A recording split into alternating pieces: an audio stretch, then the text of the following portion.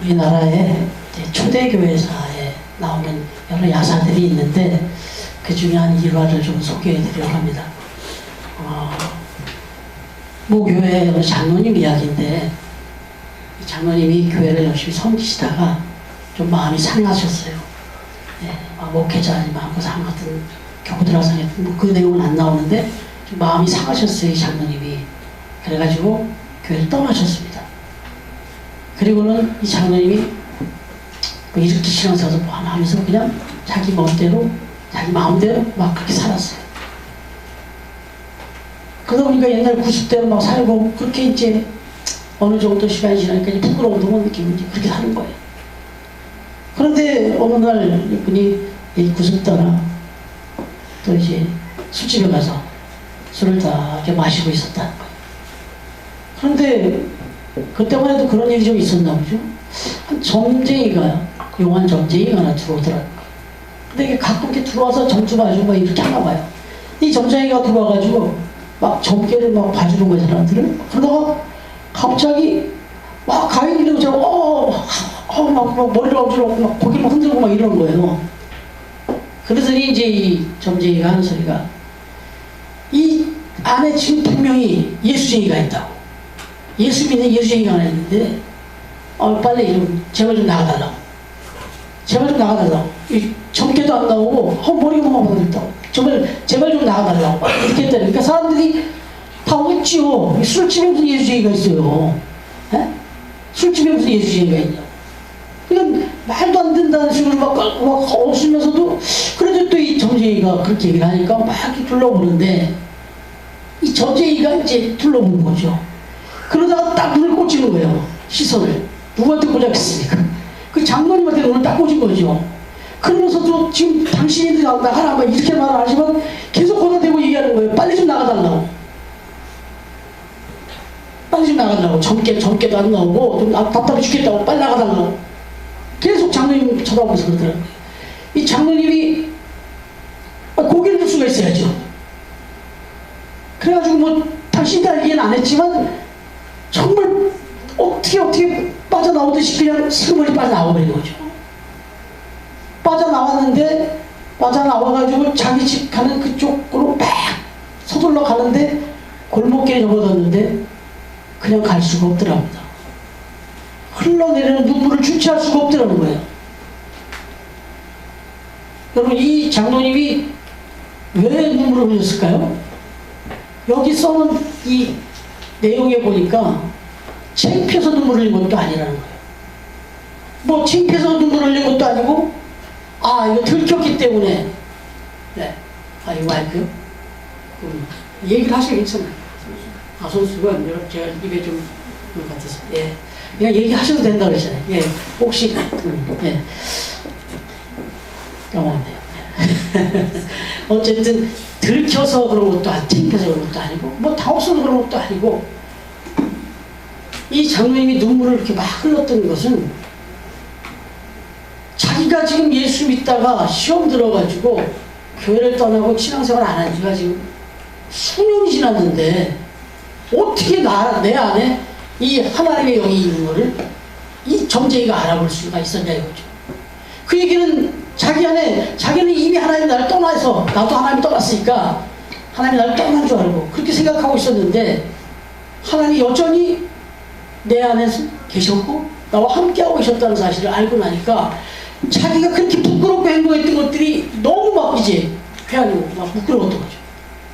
그래서 창피하게 됐지만 그 창피한 것보다 더 중요한 것은 이런 죄인을 떠나지 않고 함께 계속 하나님이 함께 계셨다는 사실에 감사해서 눈물을 흘렸다, 이런 얘기예요. 그래서 이런 고백을 써놨어요. 뭐라고 써놨냐면, 주님, 제가 주님을 떠난 지가 벌써 수년이나 되었는데 주님께서는 아직도 제 안에 하나님의 영, 그 성령님을 거두어가지 않으셨다니요. 여전히 성령님과 함께 제 안에 계셨군요. 주님 감사합니다. 이렇게 고백을 했다는 거예요. 그럼 저 눈물을 흘렸다, 이런 얘기예요. 이 초대교회에서 나오는 얘기예요. 자신이 여러 해 동안이나 주님을 떠나 할지 못할지 다 하면서 탕자처럼 살았는데도 주님은 결코 자기를 한순간도 떠나지 않았다, 이런 사실을 생각하니까 너무 고맙고 감사해서 눈물을 흘렸다, 이런 이야기예요. 그런 한 가지 저는 이 이야기를 이제 말씀 준비하면서 접하면서 두렵고 떨리는 마음도 생각했어요. 그래서 이 이야기를 좀 나눠야 되겠다. 그렇게 했다. 성도가 술집에 가면 성령님도 같이 가시는 거구나. 성도가 도박장에 가면 성령님도 같이 가시는 거구나. 이 생각을 하게 됐어요. 내가 술을 마시든 내가 담배를 피든 내가 뭔가 정말 그런 부끄러운 일을 하면 내 안에 성령님도 같이 술을 드시고 같이 담배 피는 것밖에 안 되는 거구나. 이렇게 생각이 든 거예요. 이 생각이 드니까 제가 좀 우리 성도들에게 관대하잖아요. 관대한 거 당연히 제 입장에서 이해해야 되고 맞아요. 그러나 여러분들 각자의 마음속에 이런 두려움이 있어야 돼요. 이런 떨림이. 제가 관대해드리고 제가 이해 못해드리고 해드리는 문제가 아니에요. 이건. 오늘 이 말씀을 준비하면서 이 초대교사의 내용을 들어보니까 그렇구나. 이건 오늘 이 말씀을 들으면서 여러분들 마음속에 이런 두렵고 떨림이 좀 있어야 돼요. 네, 그걸 좀 전해드리고 싶었어요. 그래서 제가 목회자도 주중에 저는 주중에 사역을 또 이렇게 자기랑 제가 출근을 하고 있습니다만은 제가 출근해서도 때로는 이 목회자라고 또 여러 가지 자리에 많이 가게 돼요. 예. 그런 자리에 갈 때마다 이 생각을 제가 좀 더 깊이 했어야 되는데 그걸 좀 못했던 것 같아요. 예. 너무 크리스찬도 많이 만나고 그러다 보니까. 근데 어찌됐든 제가 지나간 한 주간의 삶을 생각해 봤어요. 내가 주님이 부끄러워하실 만한 행동을 한 건 없나? 또 주님이 내 안에 부어주신 성령님이 불편해하실 만한 장소에 있었던 건 없었는지 이런 걸 좀 곰곰이 생각하게 됐다. 이런 얘기입니다. 이 말씀을 좀 드리면서 오늘 본문으로 좀 들어가 보면 오늘 본문의 시제는 이미 벌써 여러 주 동안 묵상하고 있습니다. 몇 시간 후에 십자가에 달려 돌아가시게 될 죽음을 앞둔 그런 긴박한 시점이었다. 바로 그 순간 주님께서 제자들을 향하여 말씀하시기를 오늘 말씀 보니까 결코 내가 이제 생명을 달리하고 내가 떠나게 될 텐데 너희들을 고아처럼 내보내두지 않겠다. 내가 다시 부활을 통해서 다시 만나게 될 것이라는 걸 약속하면서 오늘 말씀해 보니까 그날에는 내가 아버지 안에 너희가 내 안에 그리고 내가 너희 안에 있는 것을 너희가 알리라. 이렇게 말씀하셨어요. 이 말씀은 우리 그리스도인의 정체성, 아이덴티티라고 하죠. 이 정체성. 그래서 그리스도인은 어떤 사람들인가에 대해서 분명히 깨닫게 해주시는 그런 말씀이에요. 그렇습니다. 그리스도인이라 하면은 우리 크리스찬이다 라고 하면 우리 그리스도 안에 거하는 자다 이런 얘기입니다. 그리고 그 마음속에 그리스도를 품고 사는 자다 이런 의미예요. 그리스도인은 이게 뗄래야 뗄 수 없게 됐어요. 이제 내가 생각하는 순간, 내가 말하는 순간, 내가 행동하는 순간 그 자리에 나 혼자 있는 게 아니라 거긴 항상 주님이 함께하고 계시다. 이걸 잊지 말라는 거예요. 사실 예수님의 제자들 대부분이 갈릴리 출신 그냥 평범한 그런 사람들 아니었습니까? 그냥 그대로 그냥 평범한 그런 사람들이었어요. 그래서 주님께서 돌아가시기까지 그분이 어떤 분이신지 사실 제대로 깨달은 제자도 없었어요. 주님께서 마지막 유언을 남기시는 비참한 순간에도 각자의 야망도 꿈꿨을 정도로 좀 안타까운 사람들이었어요. 좀 한심하다 할 수 있는 그런 사람들이었어요. 그런데 이런 제자들이 어떻게 성경 특별을 보시지만 훗날 세계의 역사를 뒤바꿔 놓는 그런 위대한 사도들이 될 수 있었을까? 당연하죠. 그들 안에 주님의 영이 함께 하셨다. 그들과 주님이 일거수일투족으로 계속 함께 해주셨기 때문에 그 일이 가능했다. 이런 얘기죠. 그리고 이들이 늘 내 안에 주님이 계시다라고 나와 주님이 동행하신다는 사실을 잊지 않고 살았기 때문에 그런 담대한 용기를 보여줄 수 있었고 부끄럽지 않은 삶을 살 수 있었다. 이런 얘기가 돼요. 이 얘기는 가능성이 우리에게 그대로 열려있죠. 저와 여러분은 우리의 어떤 성정이나 우리의 어떤 의지나 우리의 어떤 능력으로는 세상을 바꿀 만큼 그렇게 능력 있는 사람이 못 될 수 있을지 몰라요. 그러나 내 안에 주님이 계시고 나와 주님이 동행하신다는 사실을 확신한다면 내가 있는 일터를 바꿀 수 있고 내 가정을 변화시킬 수 있고 내가 섬기는 교회야 물론이죠. 그럴 수 있다는 거예요. 그걸 우리에게 깨닫게 해주는 거예요. 그런데 여기서 한 가지 심각한 문제를 좀 제기가 되는데 과연 그럼 우리가 어떻게 예수님 안에 거할 수 있느냐? 예수 그리스도를 우리 마음속에 품을 수가 있느냐? 어떻게 예수님 안에 거하고 예수님을 우리 마음에 품을 수 있느냐? 이 질문은 조금 고민이 되지 않습니까? 예수 그리스도는 거룩하신 성자 하나님이에요. 그런데 우리가 추한 죄인이 집사님도 기도해 주셨지만 그런 죄인이 어찌 그 거룩한 성자 하나님 안에 거할 수가 있어요? 어떻게 비단의 어둠이 들어갈 수가 있어요? 과연 주님은 어떻게 이 일이 가능하다고 말씀하고 있냐 이거예요. 과연. 그래서 오늘 20절 말씀을 우리가 다시 한번 보고 싶습니다. 한번 같이 봉독 다시 할게요. 20절 시작. 그날에 너희가 아버지 안에 너희가 내 안에 내가 너희 안에 있는 것을 너희가 알리라. 아멘. 여러분 이 말씀 한번 다시 자세히 보셨으면 좋겠어요. 말씀을 이렇게 잘라서 좀 보시면은 너희가 내 안에 있으면 내가 너희 안에 있겠다 이렇게 말씀하신 게 아니라는 거예요. 우리가 주님 안에만 있으면 주님의 우리 안에 있어주겠다. 무슨 조건부나 어떤 그런 류의 말씀이 아니다라고 하는 거예요. 이렇게 얘기를 안 하지 않고 왜 이렇게 말하지 않았냐면 먼저 그 얘기를 하면 인간으로서 도저히 이룰 수 없는 일이라는 걸 주님 알아요. 우리가 어떻게 하면은 주님 안에 거할 수가 있어요? 어떻게 우리가 주님 안에 들어갈 수가 있어요? 이건 물리적으로는 이해도 할 수 없고 가능하지 않은 일이에요. 도저히 이룰 수 없는 일이라는 걸 누가 더 잘 알까요? 주님이 잘 아시죠. 지금 이 말을 하시는. 그래서 주님은 이렇게 말씀하셨어요. 자세히 다시 보면 너희가 내 안에 내가 너희 안에 있는 것을 너희가 알리라 그랬습니다. 이게 무슨 말씀인지 이해되시겠어요? 너희가 내 안에 내가 너희 안에 있는 것을 너희가 알리라 그랬습니다.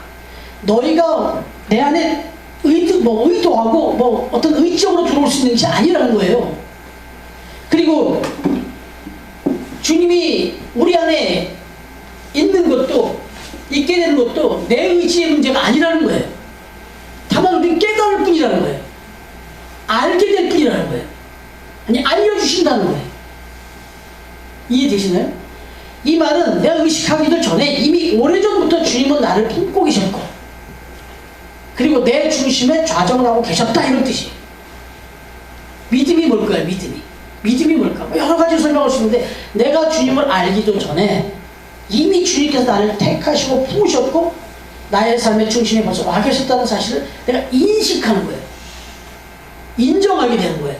이게 믿음이에요. 이게. 그래서 이러한 믿음을 가지고 살아가면요 삶이 변화되기 시작하는 거예요. 내 마음대로 살 수가 없어요. 내 뜻대로 살 수가 없어요. 내 하고 싶은 대로 살 수가 없는 거예요. 이걸 분명히 인식하고 이 믿음이 분명히 살아있기 시작하면 어떻게 내 마음대로 내가 가고 싶은 것, 내가 하고 싶은 것 마음대로 살 수가 있나요? 내가 주님 안에 있는데 내가 가는 순간 내가 하는 행동 안에 주님이 함께 하시는 건데 이게 이제 인지가 되면 뭐가 되냐? 삶의 변화가 시작돼. 그래서 참 믿음이 내 안에 거한다. 내가 참 믿음의 사람이 되었다는 건 뭘로 나타나냐? 내 삶의 변화로 나타나는 거예요.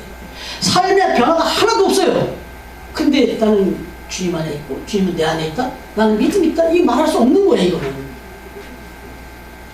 여러분 사도 바울은 본래 주님을 믿는 성도들을 핍박했던 사람 아닙니까? 주님 믿는 사람들을 쫓아낸다는 핍박했던 사람 아니에요? 그러던 그가 다메섹 도상에서 그것도 이미 그 예수 믿는 사람들 잡아 죽이겠다고 잡으러 가다가 다메섹 도상에서 주님을 만나죠. 만나고 난 다음에 그에게 나타난 건 삶이 180도 변한 거예요. 막 미사여구를 늘어놓으면서 엄청난 그 믿음을 표현했던 게 아니라 삶이 바뀌어버렸어요. 자기도 몰라요. 자기가 왜 이렇게 변했는지도 모릅니다. 삶이 확 바뀌어버려요. 그 안에 하나님의 영, 예수 그리스도의 영이 들어갔다는 거죠. 그러니까 그때부터 바뀌는 거예요, 삶이. 이 사건에 대해서 사도 바울이 에베소서 1장에서 이렇게 고백합니다. 찬송하리로다 하나님 곧 우리 주 예수 그리스도의 아버지께서 그리스도 안에서 하늘에 속한 모든 신령할 복을 우리에게 주시되 곧 창세전에 그리스도 안에서 우리를 택하사. 그렇게 말합니다. 자기가 지금 다메섹에서 주님을 만난 이게 만나놓고 보니까 이미 창세전부터 자기를 택하시고 이렇게 작정하셨다가 자기 만나줬다는 걸 깨닫는 거예요. 우리도 사랑 안에서 그 앞에 거룩하고 흠이 없게 하시려고 그 기쁘신 뜻대로 우리를 예정하사 예수 그리스도로 말미암아 자기의 아들들이 되게 하셨으니 그랬습니다. 양자를 삼았다. 그렇습니다. 사도 바울의 삶의 방향이 바뀌고 변화된 삶을 살게 된 것은 다메섹 도상에서만이 아니라 창세전부터 주님께서 자기를 품고 계셨고 자기 속에 이미 와 계셨다는 것을 자기가 인식하고 깨닫기 시작했을 때 그때부터 변하기 시작했다. 그 주님께 자신의 남은 인생을 다 맡기게 되었을 때 주님께서 진리의 길, 생명의 길로 인도하셨고 자신의 삶이 변화된 것이다. 이렇게 고백하고 있는 거예요. 주님께서 오늘 본문의 말씀 마치신 후에 십자가에 못 박혀 돌아가시는 순간 제자들은 주저없이 주님을 배신하고 말죠. 이것까지 주님은 다 알고 계셨죠. 그러나 계속해서 주님은 아까 장로님처럼 그렇게 교회를 떠나서 자기 삶의 자리로 흩어졌을 때에도 자기는 이제는 주님과 하나님과는 관계없는 인생을 살고 있는 줄 알았는데 누가 그 자리에 함께 하신 거예요? 하나님의 영이 끝까지 따라가신 거예요. 포기하지 않으신 거예요. 계속 함께 하셨던 거예요. 그 철저한 제자들의 배신도 불구하고 결코 그 제자들을 떠나지 않으시고 그 제자들과 함께 계셨음을 이 제자들이 뒤늦게 인식하게 되는 순간부터 믿음이 시작되는 거죠. 믿음의 역사가 시작되는 거죠. 그래서 그들이 이제 주님을 위해서 진리를 위해서 자신들의 목숨도 아까워하지 않는 진정한 제자들로 변화가 되고 그렇게 변화될 때 세상은 변화가 되는 거죠. 정말 나의 정체성, 나의 실체를 그리고 내 안에 예수 그리스도가 함께하고 계신다는 사실, 한순간 떠나지 않고 있다는 사실을 잊지 않고 그 정체성을 가지고 살아갈 때 그때 내 삶은 나의 삶도 변하는 거 당연하고 내 삶의 주변의 모든 역사들이 뒤바뀐다는 거예요. 이걸 아주 극적으로 보여주는 월트 디즈니사에서 내는 애니메이션이 있습니다. 저도 주의 깊게 보지 못했는데 다시 한번 이 스토리를 좀 보게 됐는데 라이온 킹 뭐 저보다 더 잘 아시잖아요. 많이 보셨으니까. 이 라이온 킹의 스토리 뭐 아시겠지만 조금 한 번 더 설명을 좀 드리면 얼마나 복음적인지 몰라요. 복음의 관점에서 보면 여러분 이 평화로운 사자의 왕국이 왕의 동생이 이렇게 쿠데타로 나라가 엉망이 되죠. 그리고 혼란의 두 가지로 빠지면서 결국 사자 왕이 동생에 의해서 부참하게 살해되죠. 그죠? 그랬는데 이 왕자였던 사자 라이언, 이 왕자였던 사자가 어떻게 해요? 도망가야지. 거기 있다가 같이 죽죠. 도망간다고요. 결국은 쿠데타를 일으킨 삼천의 그 집요한 추적을 피해서 다른 나라로 피신해서 겨우 목숨만 건져요. 근데 문제는 이 다음부터예요. 이때부터 자기 정체성을 잃어버려요. 내가 왕자 사자라는 걸 잊어버려요. 그냥 자기 못대로 그냥 하는 거죠. 평범하게. 그런데 중요한 것은 이렇게 이웃 나라로 피신한 이 왕자 사자는 되찾아야 될 왕국도 잊어버리고 자신이 어떤 존재라는 것도 잊어버리고 그냥 그렇게 사는 거죠. 그런데 이런 때 이 피살된 아버지 사자의 충신이었던 원숭이가 안 되겠다 해가지고 찾아 나서잖아요. 왕자 사자를 찾아갑니다. 찾아가서는 이제 자신을 망각하고 살아가고 있는 자신의 존재와 그 정체성, 이 자신의 사명을 잃어버리고 살아가고 있는 이 왕자 사자를 찾아가서는 아버지를 보러 가자고 하죠. 그 뭔 소리예요 이게? 우리 아버지는 죽었잖아요. 근데 어떻게 아버지가 살아있다고 그러냐? 어떻게 아버지를 보러 가자니까 살아계시다. 보러 가자. 그래서 데리고 갑니다. 데리고 가다가 이제 이 원숭이가 왕자 사자를 호숫가로 내더라. 그리고는 그 호숫가에서 이 왕자 사자로 자신의 얼굴을 비춰보게 한다. 비춰보니까 들여다보게 되니까 어떻게 돼요? 왕자 사자가 물속에 비친 자기 모습을 보면서 저건 내 모습이다. 저건 나지 않느냐. 아버지가 아니다. 뭘 보라는 거냐. 뭘. 나한테. 이렇게 얘기를 해요. 그랬더니 원숭이가 이렇게 말하죠. 너의 아버지는 지금 내 속에 살아계시다. 왕자 사자에게 밀림의 왕국을 되찾아야 할 사자 왕의 아들이고 사자 왕의 요맹스를 피로 이어받은 밀림의 사자라는 것을 분명히 깨우치는 거예요. 바로 당신 안에, 너 안에 아버지 사자가 거기 있다. 너는 왕자 사자다. 당신은 왕자 사자다. 당신은 해야 될 일이 있고 당신은 그 일을 해서 왕자가 되는 사람, 왕이 되는 사자다. 이걸 일깨워주는 거죠. 여러분, 결국 이 자신의 그 정체성을 이제 회복하죠. 그래서 돌아가서 결국 그 사자 왕국을 회복한다. 그 왕이 된다. 이 내용이 라이언 킹 아닙니까? 그래서 왕국은 결국 평안이 되찾겠다. 이런 내용이에요. 짧은 설명을 좀 드렸습니다만은 여러분, 자기 자신이 누구인지, 자기 안에 무엇이 들어있는지, 자기가 어디에 거하고 있는지를 바르게 인식하는 것이 얼마나 중요한가 깨닫게 해주는데, 이걸 정말 메시지를 제대로 받아야 될 사람들이 우리 그리스도인들입니다. 저와 여러분은 이미 하나님 안에 품겨진 인생들입니다. 하나님의 자녀들이 됐고, 그리고 여러분의 내면에 하나님의 영이 함께하고 계신다.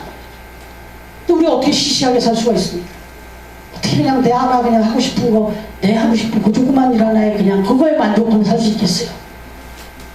내 안에 계신 하나님의 영, 그 주님의 영을 생각할 때 좀 더 큰 나라, 더 큰 꿈을 마음껏 꿈꾸시고, 그리고 하나님이 나를 통해서 이루실 그 일들을 생각하면서 그 사명을 가지고 살아가는 그런 저와 여러분이 되어야 될 줄 믿습니다. 그래서 우리 지금 여기 우리 교회 마크도 해놨지만 처음 뜻, 처음 사랑, 처음 믿음 이렇게 했는데 밑에 영어로 또 집어넣으면 처음 미션 전체라고 넣었어요. 그 이유는 사명이 없는 교회는 그 교회가 무슨 의미가 있어요. 그냥 모여서 우리 친교만 하고 모여서 그냥 그렇게 갈 거면 그것도 물론 의미가 있어요. 우리 같이 공동체로 나아간다. 한 사람도 실족하지 않게. 그러나 한 가지 더 하나님이 우리에게 원하는 그 원대한 꿈이 있다면, 빛처가 있다면 저와 여러분이 모여서 우리끼리 교제하고 우리끼리 여기 신앙생활 잘해서 오는 거, 그 정도만을 원하지 않으신다는 거죠. 하나의 원대한 계획은 이 처음 교회 통해서, 처음 성도들 통해서 이루실 일이 지금 있어요. 그 엄청난 큰 비전들이 있다. 우리는 지금 알지 못해요. 순종하며 가다 보면 그걸 보게 될 거예요. 우리는 사명을 갖고 있는 사람들이고 사명이 있는 교회다라고 하는 사실입니다. 여러분, 주님은 어떤 분이시며 우리는 어떤 존재인가? 주님께서 우리의 심중에 계시는 분이고 우리는 주님 안에 거하고 있는 사람들이다. 이것을 순간순간 잊지 마시고 바르게 인식하며 살아갈 때 우리는 나를 변화시킬 수 있고, 진정하게 나를 변화시킬 수 있고, 그 다음에 세상을 변화시키고도 남음이 있는 진정한 그런 그리스도인이 될 수 있다라고 하는 겁니다. 바라기는 언제나 내 안에 주님이 계시고 내가 주 안에 있음을 기억함으로써 내가 어느 곳에 있든지 무엇을 하든지 항상 이걸 잊지 말고 만왕의 왕대 주님을 닮은 다시 오실 주님을 우리가 생각하면서 그리스도인으로서의 당당한 삶을 살아가는, 부끄럽지 않은 정말 당당한 삶을 살아가는 저와 여러분 되시기를 우리 안에 영원토록 함께 해주시는 주님의 이름으로 축원합니다. 아멘. 기도하겠습니다. 하나님 아버지, 2000년 전에 우리는 이 땅에 태어나기도 전에 이미 오고 올 모든 세대, 저희를 포함하여 앞으로도 이 땅에 또 주어질 모든 생명들 다 포함하여 온전히 구원하고 이 땅에 하나님의 나라를 이루시기 위하여 그렇게 찾아오신 우리 주님의 성탄을 맞이한 또 이렇게 뜻깊은 계절에 오늘 대림절 네 번째 주일 예배로 하나님 앞에 예배합니다. 주님 함께 예배하는 가운데 너희가 내 안에 내가 너희 안에 그리고 이 사실을 너희가 알게 해주겠다 말씀하신 그 주님의 그 뜻대로 오늘 주신 말씀을 통해 깨닫게 해주심을 감사드립니다.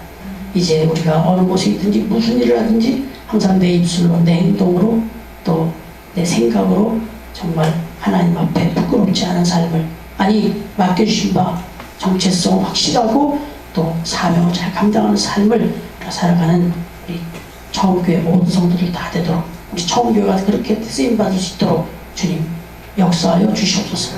감사드리며 예수님의 이름으로 기도드립니다. 아멘.